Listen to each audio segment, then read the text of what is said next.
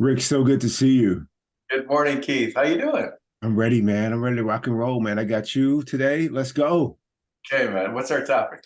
This topic is stop going to your mind for advice. This is something I've learned a long time ago.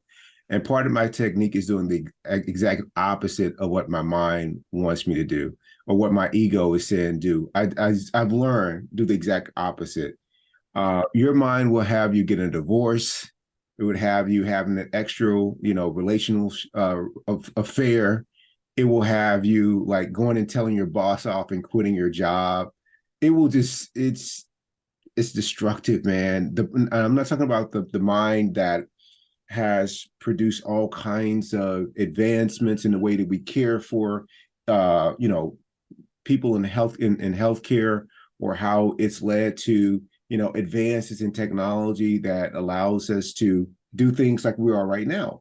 Not that. I'm talking about the personal mind that's only concerned with getting what it wants and avoiding what it doesn't want. That's at the complete effect of both fear and desire. That one. So I was just thinking in my life, man, I've had some situations where I remember one vividly when I was working at a health club and I was supplemental and I was coming in doing spin class. And there was this person who was coming in late, and my mind said, she's elitist. Like she thinks she's better than everybody else. And we've done this, right? So I told her she couldn't come to the class. This peaceful guy was the manager. He's like, Keith, man, we love you doing these classes.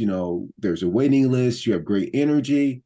And he said, you know, can you just let that whole event go and let her come back to class? I was like, no, it's the principle of it. What? I'm sitting there like, no, it's the principle. A lot of people have died on that sort of principle, Rick. And so I just kept going on and on, and I demanded an apology from her, from a customer. I demanded an apology. It wasn't. And then he said, Keith, we can't do that, but why don't you just let it go?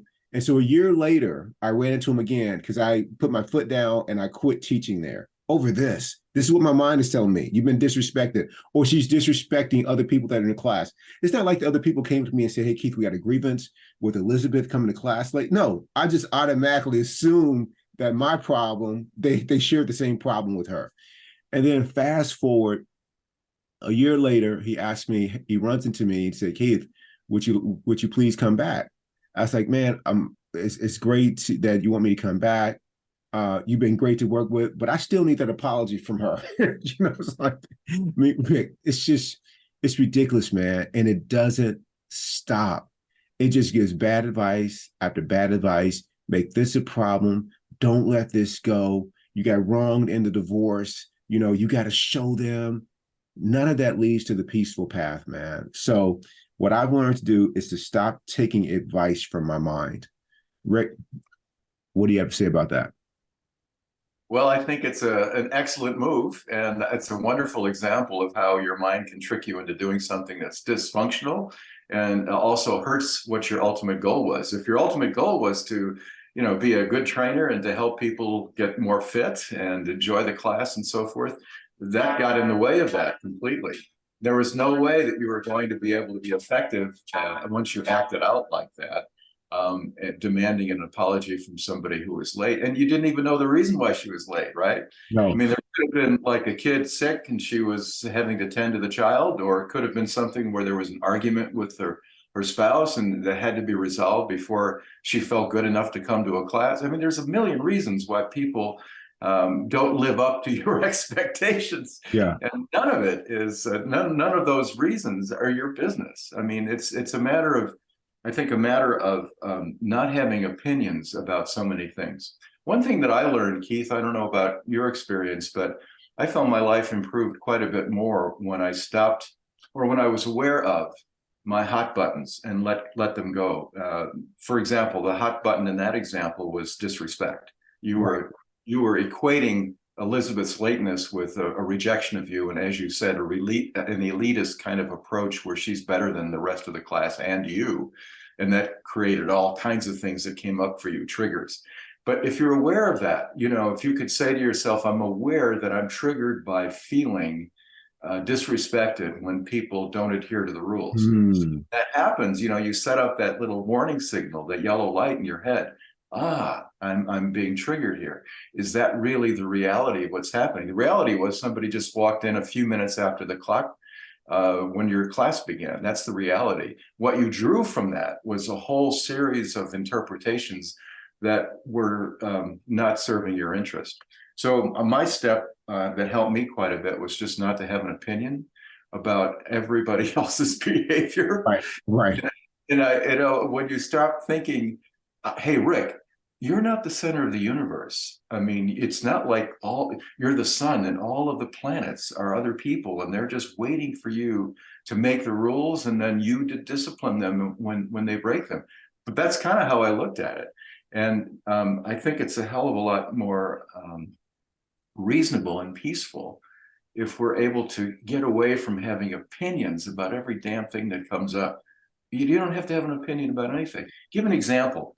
In law, one of the things I did as a young lawyer that I think I learned was foolish, and this lesson I'm about to tell you applies to my personal life as well. And that was whenever there was something that occurred, a motion that was drafted that asked for relief from the court that I didn't want to give in order to protect my client, that information, that kind of motion, that kind of thing landed on me in a personal way. And I felt like I had to react to it. And usually I'd react in an over the top way, personally attacking the lawyer for filing it. I mean, going through all this nonsense. Okay, the point of the story is that if I can get to the point, I thought in my head, where I don't have to react, I can be more effective. And that works. You Mm-hmm. don't have to have a reaction to everything that occurs. You can just let it sit there. Just boom, here's the stimulus. And instead of you going back and making your points against that stimulus, you just let it sit there. And Right. maybe sometimes the damn thing just dies, it Absolutely. just goes away. Instead of having to manipulate and twist and do things to bring about the result that you want. That's one of those things about giving up control. We don't have any control anyway, right? Mhm. Except over how we react to whatever the stimulus might be. I love that example, Keith. Thanks. No, Rick, thank you. You said a lot there, man, that really I think is going to deepen my practice. One thing that's interesting about the late example that I gave with the member of this health club was that here I am, complete, cognitive dissonance in that what I want is I'm giving her no leeway about being late, like you said, disrespecting me, disrespecting others who didn't say they were disrespected. But when I'm late, guess what I want? I want a lot of grace. You want grace. I want a lot of I grace. have reasons. I have reasons. Wait till you hear my reasons. And Exactly. I'm an exception to the rule. Exactly. I want grace. I'm not I create. exactly. I'm not giving any, but I want it.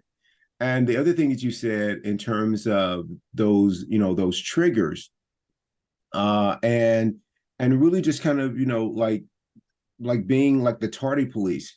What was interesting is a few weeks ago went shopping for some athletic t-shirts, and while shopping I walked out. When I walked inside the store, I noticed that this truck was parked in a way to not only were they taking up two parking spaces, but they were also parked up on a curve, like it was parking. So I just noticed my mind say something, and I just said no comment, as my mind was about to judge whatever this was. And so when I walked out of the store, I was following this young kid and what may have been his father. And the kid said, "Dad, look how they're parked. They shouldn't be parking here." And the father looked at him and said, "I'm not the parking police," and just kept walking. And I just kept thinking, like, I'm not the tardy police. If people are late, it's my practice to use, it's my opportunity to use that as a practice, because that is my trigger to let that go. Now, I mean, there's things that we got to get done, but I need to get myself together, which is your point, Rick, to take space before you say anything. And normally what will happen is there won't be any reason to say or respond to it at all if you can let that go. And I'm going to really start applying that more and more in my life. I've got down the part about that's interesting, or I have no comment about this. But this other part about these other pet peeves or triggers that I have, if I can be like, hey, I'm not the food police, and people eat what they want to eat, and stuff like that. I think it will go a long way with helping me cultivate inner peace and not hitting other people's stuff. Like my stuff got hit. Now I'm saying something that's hitting their stuff. You're like, no, I'm the one who impacted the piece. And so I want to really work on that. So you gave me a lot to use. So thank you for these tips, Rick. This is going to be really helpful for me. Well, you're welcome, Keith. I mean, I fight it myself always, always. You have to remember these things don't go away. Triggers are triggers, and they're coming from our youth and from our life experiences where we felt hopeless or helpless or put upon or, just not able to stand up for ourselves. And the triggers are sort of one of those egotistical, ego related things to protect us from future harm or present harm. And as long as we recognize that the triggers are there to try to protect, then you just let them go.